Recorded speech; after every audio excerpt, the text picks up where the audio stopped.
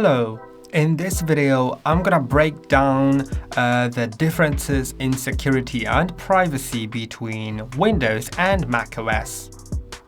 So there are some major differences between the privacy and security on macOS and Windows. Historically, there were even more.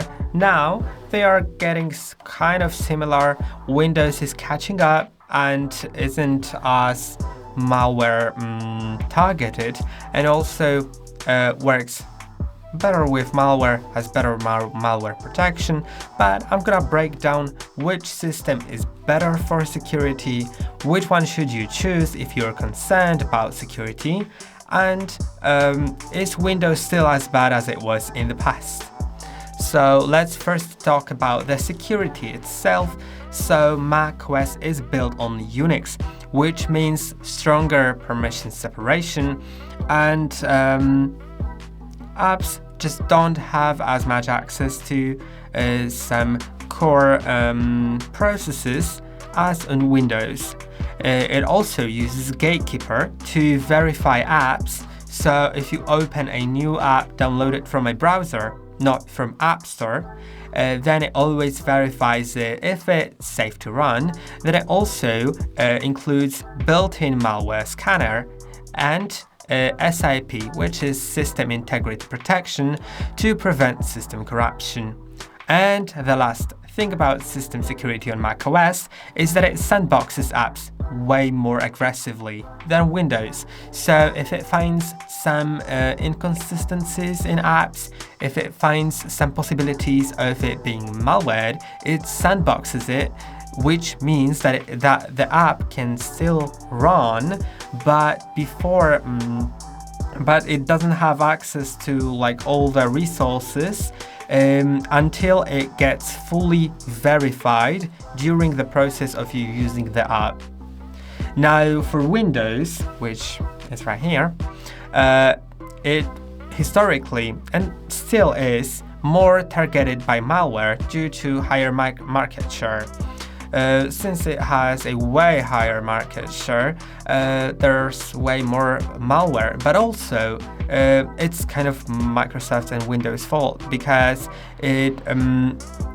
now it includes Windows Defender, which is getting better and better. This is their built-in antivirus, so now I don't think you really need to get an additional antivirus. I would actually discourage you to like get the second antivirus, since Windows Defender is really getting better, and some third-party antiviruses just take too much system resources and make your system have worse performance. It also, but yeah, in the past it used to have no antivirus built in, and that was the reason also for malware being targeted at Windows. It also now uses Smart Screen to ask for administrator password and privileges and permissions before an app gets installed, which also macOS does in some cases, but it really depends. Although macOS always verifies it, so you don't need to worry about it.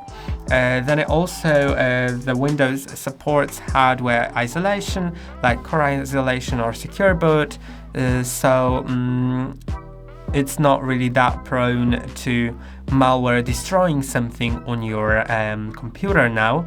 And BitLocker offers full disk encryption, but unfortunately only on Pro Windows editions, so you need to pay more for BitLocker.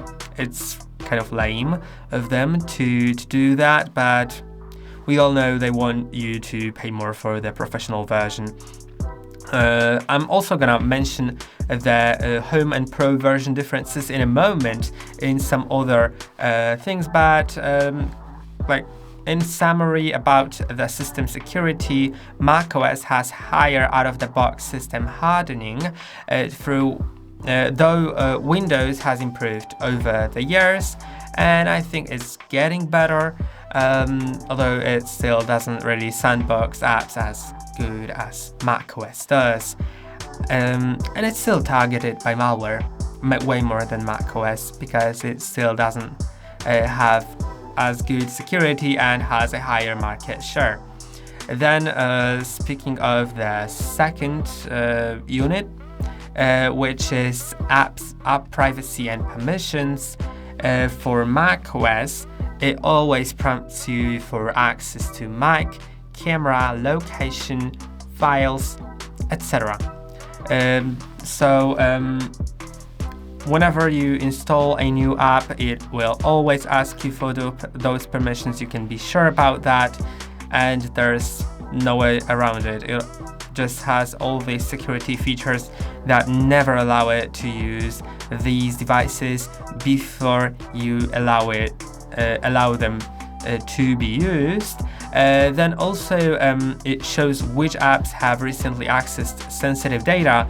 So for example, if you're opening some certain application like your camera or whatever app, then in the top bar it'll display a highlighted icon with a certain color, so you can see it better. It's more noticeable that your microphone or camera or screen sharing is being used at the moment, so you just know that, and I think it's pretty cool.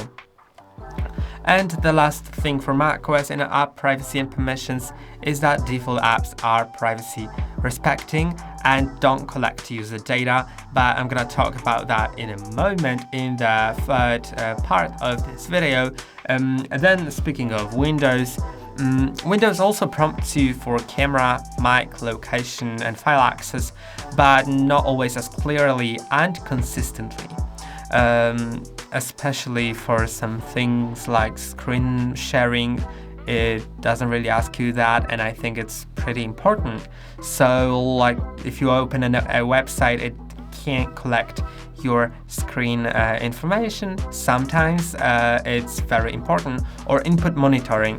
Windows doesn't really prompt you about that, macOS does. So if you get a wrong app, and enter your password